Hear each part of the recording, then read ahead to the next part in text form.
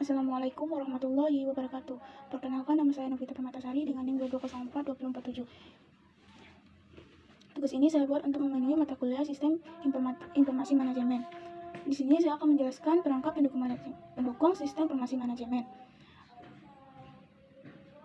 Yang pertama yaitu ada utility software, program komputer yang dirancang untuk membantu pengguna mengelola, memelihara, dan mengoptimalkan sistem komputer mereka.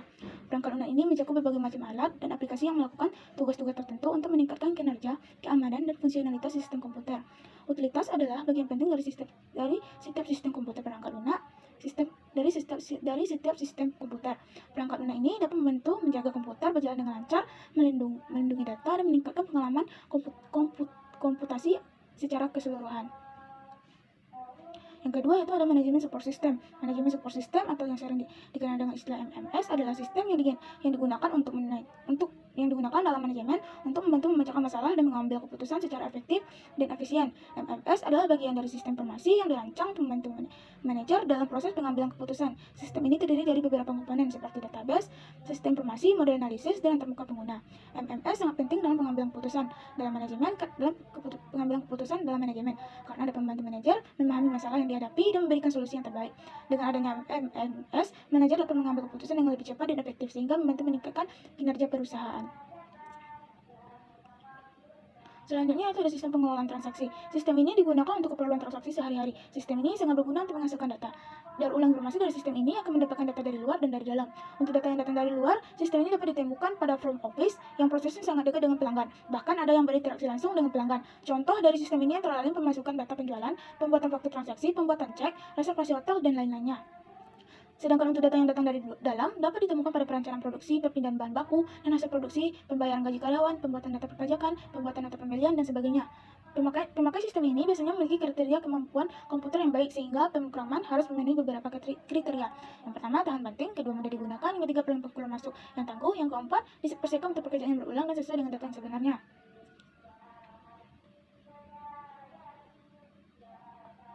Selanjutnya ada otomasi perkantoran. Sistem ini bertujuan untuk menggabungkan penerapan teknologi, memperbaiki proses pelaksanaan pekerjaan di kantor, meningkatkan produktivitas pekerjaan dan efektivitas pekerjaan. Secara fungsional, sistem ini dapat didefinisikan sebagai suatu rencana untuk menggabungkan dan menerapkan teknologi tinggi melalui perbaikan proses pelaksanaan pekerjaan demi meningkatkan produktivitas pekerja dan efektivitas pekerjaan. Secara teknis, sistem ini dapat berupa sebuah sistem yang digunakan untuk membuat, menyimpan, mengambil, mengubah, dan mengkomunikasikan informasi yang terjadi di perusahaan atau perkantoran. Bentuk informasi dapat berupa tulisan antara lain teks, grafik, telek, data komputer. Sebuah contoh untuk otomasi perkantoran ialah surat elektronik dan flash mailing. Tujuan otomasi kantor dapat bertujuan untuk meningkatkan produktivitas. Bila diterapkan sebagai alat pemecah masalah, otomasi kantor dapat memberikan kemampuan antar manajer untuk saling melakukan komunikasi dengan lebih baik selagi mereka memecahkan masalah. Peningkatan komunikasi ini dapat menghasilkan keputusan yang lebih baik dan lebih cepat. Selanjutnya ada sistem pendukung keputusan atau yang dikenal dengan istilah DSS. Pendekatan bahasa yang digunakan dalam proses perancangan sebuah DSS adalah dengan menggunakan teknik simulasi yang interaktif, sehingga selain dapat menarik minat manajer untuk menggunakannya, diharapkan sistem ini dapat mempresentasikan keadaan dunia nyata atau bisnis yang sebenarnya. Hal yang perlu ditekankan adalah bahwa keberadaan DSS bukan untuk menggantikan tugas-tugas, tetapi untuk menjadi sarana penunjang tools bagi mereka.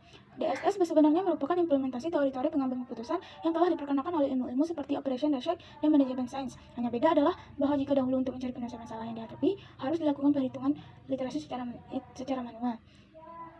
Saat ini, komputer telah menawarkan kemampuannya untuk menyelesaikan persoalan yang sama dalam waktu relatif singkat.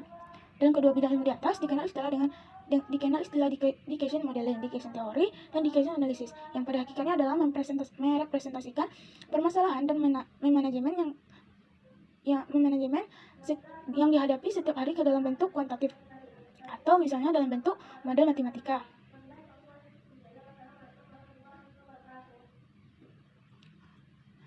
Adapun ciri-ciri dari keuntungan sistem pendukung atau yang dikenal dengan istilah DSS. Yang pertama, dapat menyelesaikan problem yang kompleks. Yang kedua, sistem dapat berinteraksi dengan pemakai sehingga dapat mencoba keputusan lebih dulu. Yang ketiga, lebih cepat dengan hasil yang lebih baik. Yang keempat, menghasilkan acuan data untuk menyelesaikan masalah yang dihadapi bagi manajer yang kurang berpengalaman.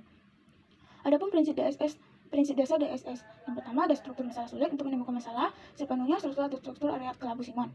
Yang kedua, dukungan keputusan DSS tidak dimaksudkan untuk menggantikan manajer. Yang ketiga, efektivitas keputusan waktu manajer berharga dan tidak boleh terbuang.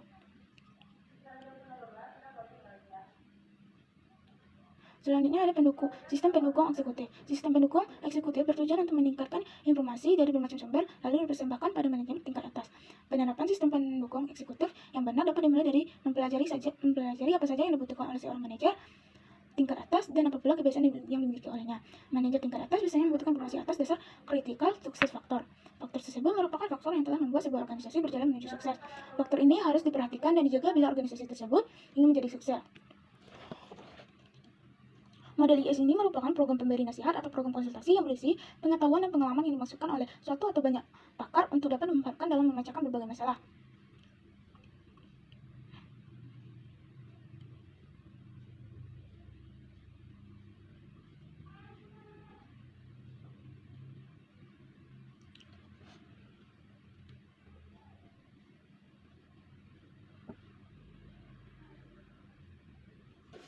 Selanjutnya itu ada sistem informasi akuntansi. Sistem informasi akuntansi atau SIA merupakan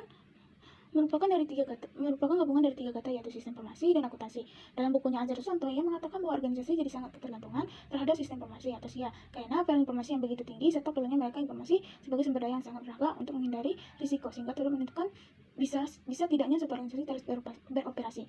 Sistem informasi akuntansi adalah satu komponen yang mengumpulkan, menggolongkan, mengolah, menganalisa, dan mengkombinasikan informasi keuangan yang relevan untuk pengambilan keputusan pihak luar, seperti pemerintah, masyarakat, investor, pihak-pihak dalam manajemen. Sistem informasi akuntansi melaksanakan aplikasi akuntansi perusahaan. Aplikasi ini ditandai dengan pengelolaan data yang tinggi.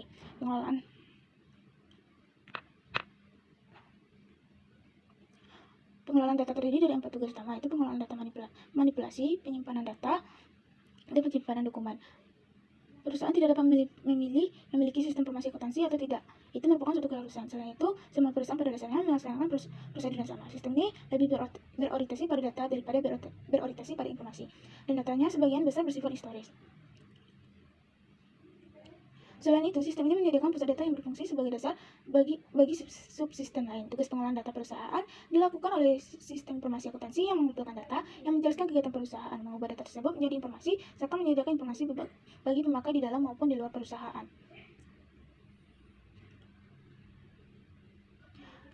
Dapat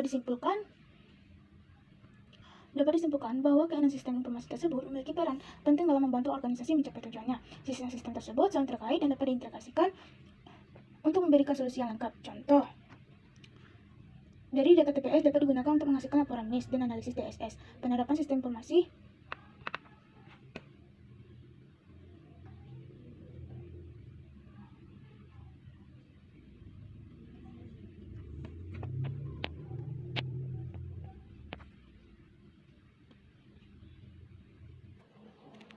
Contohnya, data dari TPS dapat digunakan untuk menghasilkan laporan NIS dan analisis DSS. Penerapan sistem informasi yang tepat dapat meningkatkan efisiensi, produktivitas, pengambilan keputusan, dan daya saing organisasi. Organisasi perlu memiliki sistem informasi yang sesuai dengan kebutuhan dan tujuannya. Contoh seperti MMS digunakan di perusahaan untuk membantu pengambilan keputusan, lalu bagi bidang seperti strategi pemasaran, pengembangan produk, dan operasional. Sekian materi dari saya, semoga bermanfaat. Saya tutup dengan assalamualaikum warahmatullahi wabarakatuh.